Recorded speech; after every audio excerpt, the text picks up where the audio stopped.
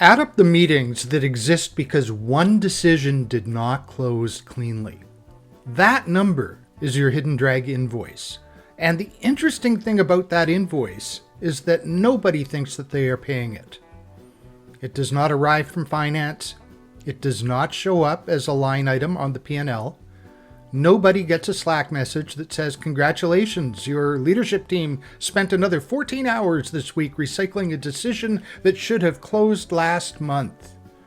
It just shows up as a full calendar, a weekly sync, a follow-up meeting, an escalation call, a status review, a pre-meeting before the actual meeting. Then, if things are really going well, a recap meeting to align on what the first meeting meant. And because everyone is busy, it feels productive. People are engaged. The issue is getting attention. The leadership team is staying close to the work. But sometimes a full calendar is not evidence of strong execution. Sometimes it is just the accounting system for decisions that never closed. My name is Wojnowski, and this is the Hidden Drag Brief. Today's episode is called the Hidden Drag Invoice, and I want to talk about a shift that matters if you're leading inside a founder-led team, especially if you are a founder, COO, chief of staff, president, GM, or senior operator. Hidden drag is not just a clarity issue. It is a cost layer. That distinction matters. Because when we call something a clarity issue, we tend to reach for clarity tools. We add a framework. We schedule an offsite. We create a better dashboard. We write a cleaner RACI. We tell the team to communicate more clearly. We ask for tighter follow-up. And sometimes those things help. But if the real issue is that a decision never fully closed, more clarity around the conversation does not necessarily change the cost underneath it. You can clarify the agenda, you can clarify the recap, you can clarify the next steps, but if the owner is still fuzzy, if authority is still implied, if the trade-off is still unnamed, if the founder is still the default approval point, or if nobody knows what would justify reopening the decision later, then the decision is still leaking. And when a decision leaks, the business pays for it somewhere. Not always immediately, not always visibly, but it pays. It pays in revenue decisions that stay hedged. It pays in founder capacity spent reclarifying something that should have already been owned. It pays in COO or chief of staff bandwidth spent translating ambiguity into action. It pays in engineering time, consumed by a roadmap trade-off that everyone thought was settled. It pays in leadership credibility, because the team slowly learns that decisions are reversible until discomfort shows up. That is hidden drag, not just confusion, cost. And once you see it as cost, you start looking at the organization differently. You stop asking only, why are people not aligned? You start asking, what is the unclosed decision costing us? That is a more useful question. Let me give you the most common place this starts. The org chart. The org chart is a very confident document. It has boxes, it has lines, it has titles, it looks official. It says this person owns product. This person owns sales. This person owns operations. This person owns customer success. It gives the comforting impression that the company knows who decides what. But the org chart does not show who actually decides. It shows who has a title. Those are not the same thing. In founder-led teams, the org chart may say a VP owns the roadmap, but the planning meeting says the founder does. The org chart may say the COO owns operations, but the escalation pattern says every uncomfortable trade-off still has to travel back to the founder. The org chart may say a revenue leader owns pricing, but the sales team knows nobody treats the price as real until the founder has reacted to it. This is where hidden drag begins to build. Not because anyone is trying to be dishonest. Usually, everyone is acting reasonably from where they sit. The founder has context, the operator wants to move responsibly, the team does not want to overstep, the leader with the title wants to avoid making a call that gets reversed later, so the organization learns the real map. And the real map is not the org chart. The real map is the path a decision takes when pressure hits. That is the map that matters. When the trade-off is easy, the org chart may work. When the consequence is small, the assigned owner may decide. When everyone agrees, the process may look clean. But when the decision gets uncomfortable, the real authority path reveals itself. Who does the team wait for? Who gets consulted even when they're not supposed to approve? Whose discomfort slows the work down? Whose silence makes everyone pause? Who can reopen the decision with one question? That is where authority actually lives. And if that authority path is different from the org chart, the business pays for the gap. It pays in delay, it pays in extra meetings, it pays in careful wording, it pays in operators carrying responsibility without full authority, it pays in leaders presenting options instead of recommendations. Which brings us to the second place teams often look for relief. Frameworks. Rapid, DACY, RACY, decision rights matrices, approval workflows, all useful tools in the right context. I'm not anti-framework. I'm anti-pretending that a framework fixes a problem the organization is still motivated to preserve. Because rapid works when people are willing to own decisions. It doesn't work when the real goal is to avoid them. A framework can clarify roles. It can define who recommends, who agrees, who performs, who inputs, who decides. That's helpful. But a framework can't make a leader willing to carry a trade-off they do not want to carry. It cannot make a founder truly transfer authority if the founder still wants the right to adjust the call whenever discomfort appears. It cannot make an operator own a decision if the system has taught them that ownership is conditional. It cannot make a leadership team name the cost of choosing one priority over another. If the organization is avoiding the trade-off, the framework just gives avoidance a cleaner form. That is why some teams implement a decision framework and nothing changes. The labels improve, the behavior does not. Now, the same decision is still open, but everyone can describe the open decision using better terminology. That can feel like progress. It is not always progress. Sometimes it is just a more organized way to defer. The question is not, did we install a framework? The question is, did authority move? Did the person who supposedly owns the decision gain the right to close it? Did the founder give up the right to casually reopen it? Did the team accept the trade-off?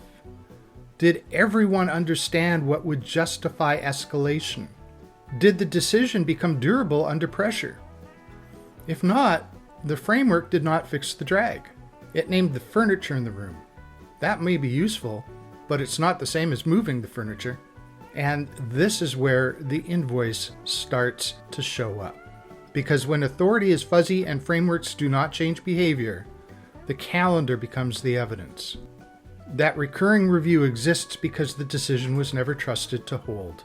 That escalation call exists because the trade-off was never accepted. That weekly sync exists because ownership was never named clearly enough for the work to move without supervision. That status update exists because the team is still waiting for a signal from the person who everyone knows has the real veto. Those are not just meetings, they are receipts. And the receipt is not only the time spent in the meeting. That is the easy cost to count. 6 people, 1 hour, 6 hours, fine. But the real cost is larger. It's the context switching before and after. It's the operator preparing the same explanation for the 3rd time. It's the founder rethinking a decision that should already have moved. It's the team waiting for the meeting before committing. It's the work that does not advance while the organization circles the same unresolved question.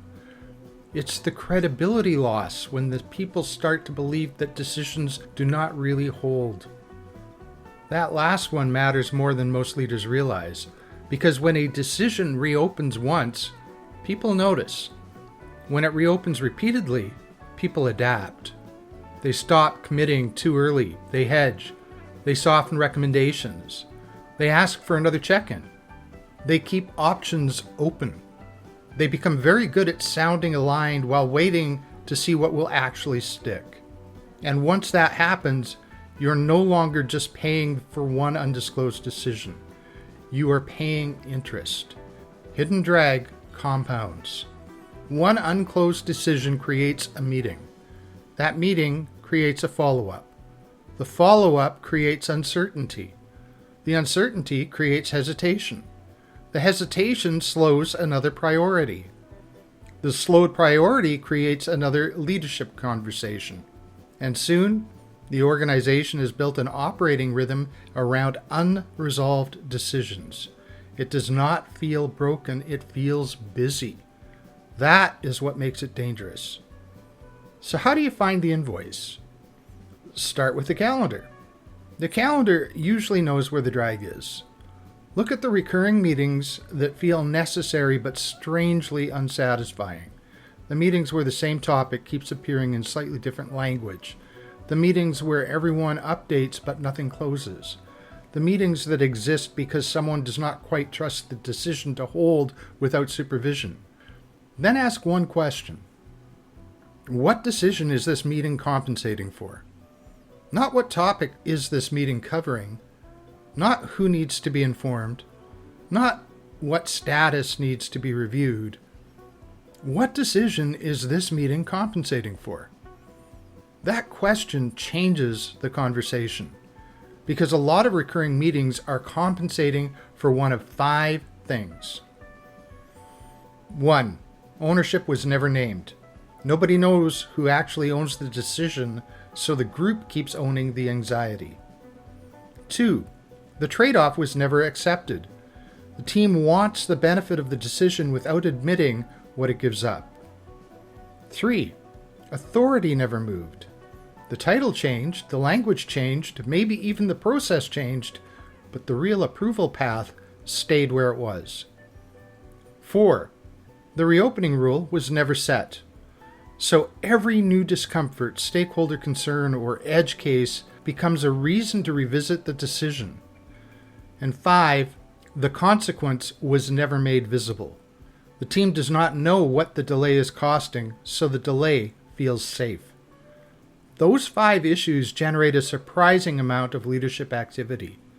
They create meetings that look responsible. They create follow-up that sounds disciplined. They create escalation that feels prudent. But underneath, they're often just the operating system trying to process a decision that never closed. Here is the practical exercise I would use this week. Pick one recurring meeting that feels heavier than it should. Not the worst meeting, not the most annoying meeting.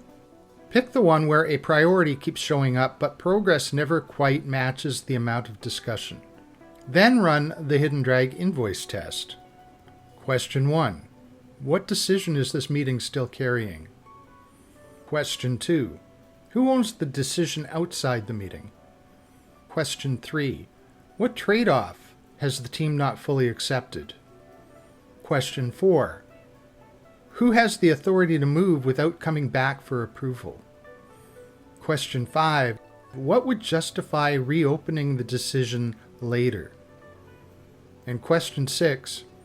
What is this costing us if it continues for another 30 days? That last question is the one team skip. They ask what needs to happen next. They do not ask what the current pattern is costing. But cost creates seriousness. If the cost is low, fine. Maybe the meeting is not the problem. Maybe the issue is not worth redesigning. Not every bit of ambiguity deserves a transformation project. But if the cost is meaningful, if revenue is delayed, founder capacity is being consumed, operators are overloaded, priorities are slipping, and credibility is eroding, then you are not dealing with a harmless communication issue. You're dealing with hidden drag. And the answer is not automatically another meeting. It is not automatically another framework. It is not automatically another offsite. The answer starts by closing the decision that the system keeps circling. Name the owner. Accept the trade-off. Clarify the authority path. Define the reopening rule. Make the cost visible. That is not complicated language, but in many leadership teams, those are the sentences everyone has been working around. And that is why this work matters. Because when decisions do not close, execution slows. When decisions stay open, the cost spreads. And when the cost spreads long enough, teams start to mistake the drag for the way the business works. It is not the way the business has to work. It is just the invoice you keep paying until someone traces it back to the unclosed decision. If one important priority keeps resurfacing in your leadership meetings, start with the hidden drag diagnostic. It takes 7 to 10 minutes and helps identify whether the issue is decision drag, alignment drag, structural drag, human drag, or a mixed pattern. And more importantly, it helps you start naming where the drag is leaking execution, capacity, momentum, and credibility. And you can take it by clicking the link in the show notes. This has been the Hidden Drag Brief. My name is Wojnowski. Thank you for listening. Let's name what is slowing the work.